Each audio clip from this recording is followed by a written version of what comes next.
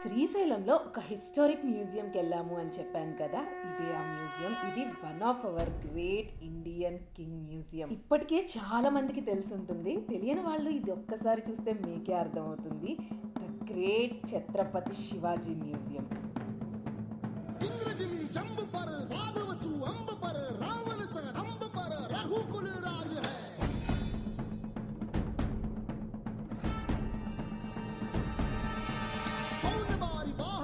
संबुरती नाह पर जो सहस बाह पर राम द्विज राज है।